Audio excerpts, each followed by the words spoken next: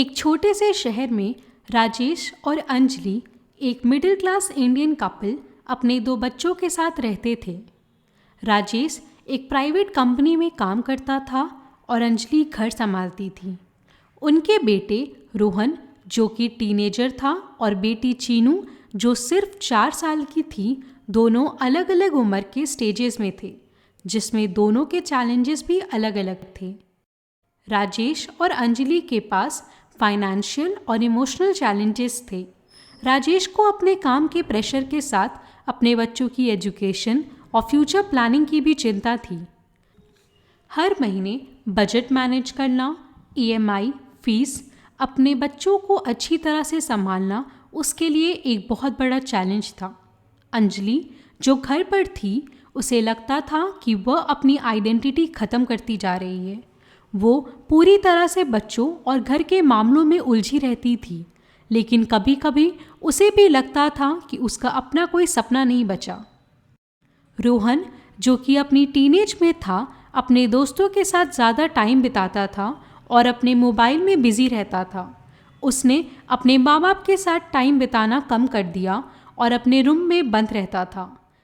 राजेश और अंजलि उसके बिहेवियर को लेकर परेशान रहते, लेकिन जब भी वो उसके पास बैठने की कोशिश करते, रोहन या तो गुस्से में रिएक्ट करता या चुप हो जाता। रोहन का ये बदलता एटीट्यूड राजेश और अंजलि के लिए एक परेशानी बन गया। उन्हें लग रहा था कि शायद वह अपने बेटे को खो रहे हैं। राजेश को लगता था कि उनका बेटा उनके साथ अपनी दिल की बात नहीं शेयर करना चाहता और ये एक इमोशनल दूरी क्रिएट कर रही थी। चीनू, जो अभी छोटी थी, अपने बचपन में बहुत ही ज़िद्दी और स्टबन होती जा रही थी। अगर उसकी कोई छोटी सी ज़िद पूरी नहीं होती तो वो ज़ोर ज़ोर से चिल्लाती और चीज़ें तोड़ने लगती। अंजलि के लिए ये मैनेज करना मुश्किल हो गया था, क्योंकि वो एक तरफ रोहन के टीनेज के इशू से जूझ रही थी और दूसरी तरफ चीनू की ज़िद और टैंट्रम को संभालने में उलझी हुई थी। राजेश और अंजलि के बीच में दूरियां बढ़ गईं, क्योंकि दोनों अपने अपने तरीके से बच्चों और घर के स्ट्रेस को मैनेज करने में उलझे हुए थे और उनके पास एक दूसरे के लिए वक्त ही नहीं बचता। कभी कभी छोटी छोटी बातें भी बहस में बदल जाती। राजेश को लगता था कि अंजलि घर के इश्यूज को हैंडल नहीं कर पा रही है और अंजलि को लगता कि राजेश सिर्फ पैसा कमाने में उलझा रहता है और उसे घर के प्रॉब्लम से कोई मतलब नहीं है। एक दिन रोहन के स्कूल से फ़ोन आया कि उसका बिहेवियर टीचर्स के साथ ठीक नहीं है और उसका पढ़ाई में भी मन नहीं लगता। राजेश और अंजलि का ये सुनकर होश उड़ गया। उन्होंने घर आकर रोहन से बात करने की कोशिश की, लेकिन रोहन ने गुस्सा में उन्हें जवाब दिया कि आप लोग मुझे समझते नहीं हैं, बस मुझे कंट्रोल करने की कोशिश करते हैं।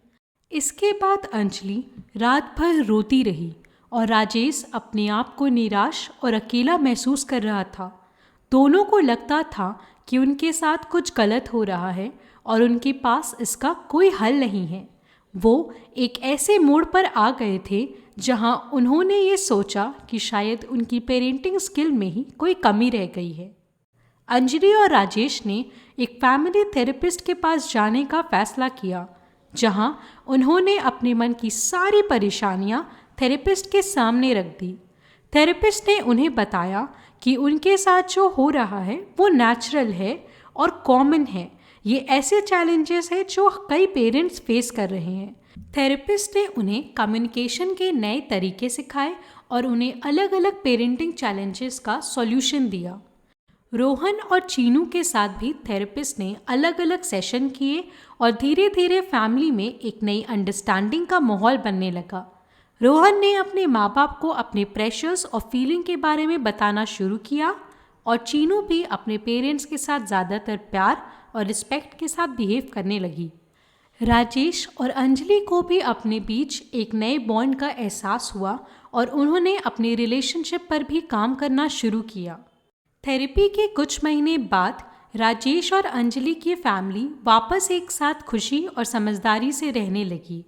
राजेश को लगा कि उसके और रोहन के बीच जो दूरी थी वो अब पिघल गई है और अंजलि ने भी चीनू की ज़िद को समझकर उसे प्यार से और पेशेंस के साथ हैंडल करना सीख लिया था।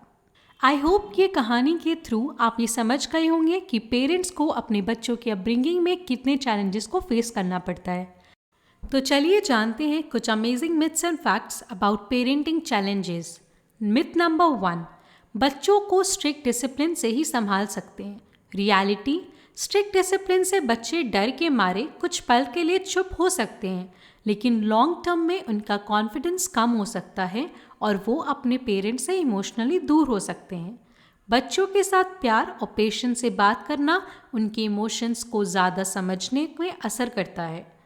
मिथ नंबर 2, बच्चों को हर चीज़ प्रोवाइड करना ही अच्छी पेरेंटिंग का साइन है।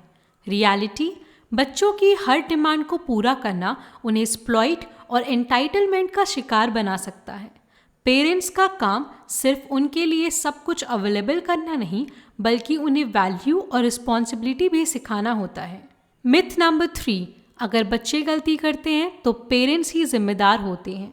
रियलिटी, बच्चे अपनी पर्सनालिटी और इन्वायरमेंट के मिक्स से डेवलप होते हैं। हर एक डिसीजन या गलती पेरेंट्स की रिस्पॉन्सिबिलिटी नहीं होती। सभी बच्चे अपनी चॉइसेस और एक्सपीरियंसेस से भी सीखते हैं और कभी कभी पेरेंट्स का बस उनकी गाइडेंस और सपोर्ट देना ही होता है। मिथ नंबर 4, बच्चे अपने इमोशंस को नेचुरली हैंडल कर लेते हैं, पेरेंट्स को बस उन्हें एक्सटर्नल इश्यूज पर फोकस करना चाहिए। रियलिटी, बच्चे भी स्ट्रेस, गुस्सा और एंजाइटी जैसे इमोशन से गुजर सकते हैं। उनका इमोशनल डेवलपमेंट और मेंटल हेल्थ भी ज़रूरी है। पेरेंट्स को ये समझना चाहिए कि उनके बच्चे के इमोशनल नीड्स भी होते हैं और उनसे बात करना, उन्हें सपोर्ट और गाइडेंस देना पेरेंटिंग का एक एसेंशियल पार्ट है। मिथ नंबर 5, पेरेंटिंग के लिए गाइडेंस लेना या थेरेपी लेना सिर्फ वीक पेरेंट्स के लिए होता है। रियलिटी, आज के कॉम्प्लेक्स ज़माने में जब बच्चे टेक्नोलॉजी और नए नए इश्यूज फेस करते हैं तो थेरेपी या काउंसलिंग लेना एक स्मार्ट और रिस्पॉन्सिबल डिसीजन है। ये उन पेरेंट्स के लिए है जो अपने बच्चों की भलाई और अच्छाई चाहते हैं और उन्हें अच्छी तरह से हेल्प करना चाहते हैं और सपोर्ट देना चाहते हैं। चलिए डिस्कस करते हैं कुछ ऐसे वेज जो हेल्पफुल हैं। नंबर 1, बच्चों के साथ खुल के बात करें। पेरेंट्स के लिए ये ज़रूरी है कि वो अपने बच्चों के साथ खुलकर बात करें और उन्हें समझें। कम्युनिकेशन का मतलब सिर्फ ऑर्डर्स देना नहीं, बल्कि उनके इमोशंस, थॉट्स और प्रॉब्लम्स को सुनना भी है। जब बच्चे अपने मन की बात आसानी से शेयर करने पाए तो उनके और पेरेंट्स के बीच में ट्रस्ट बढ़ता है और प्रॉब्लम्स को सॉल्व करना आसान हो जाता है। नंबर 2, अपने एक्सपेक्टेशंस रियलिस्टिक रखें। बच्चों से हाई एक्सपेक्टेशन रखने पर उन पर अननेसेसरी प्रेशर डाल सकता है। ये ज़रूरी है कि उनकी उम्र और कैपेबिलिटी के हिसाब से एक्सपेक्टेशन रखें। जब पेरेंट्स रियलिस्टिक एक्सपेक्टेशन रखते हैं तो बच्चे भी रिलैक्स्ड फील करते हैं और अपने एफर्ट्स के हिसाब से अपने पेरेंट्स को इम्प्रेस करने के लिए बेस्ट परफॉर्मेंस देते हैं एंड इससे उनके कॉन्फिडेंस भी बढ़ पाते हैं। नंबर 3, पॉजिटिव इन्फोर्समेंट का यूज़ करें। गलती पर सिर्फ डांटना और क्रिटिसाइज करना ही ज़रूरी नहीं है। पॉजिटिव बिहेवियर को भी नोटिस करें और अप्रिशिएट करें। पॉजिटिव रीइंफोर्समेंट के ज़रिए पेरेंट्स अपने बच्चों को अच्छी आदतें और बिहेवियर की तरफ मोटिवेट कर सकते हैं। ये उनका सेल्फ एस्टीम बढ़ाता है और उनमें अच्छी वैल्यूज़ इनकलकेट करने में हेल्प करता है। नंबर 4, पेशेंस और एम्पैथी से काम लें। पेरेंटिंग में पेशेंस और एम्पैथी बहुत ज़रूरी है।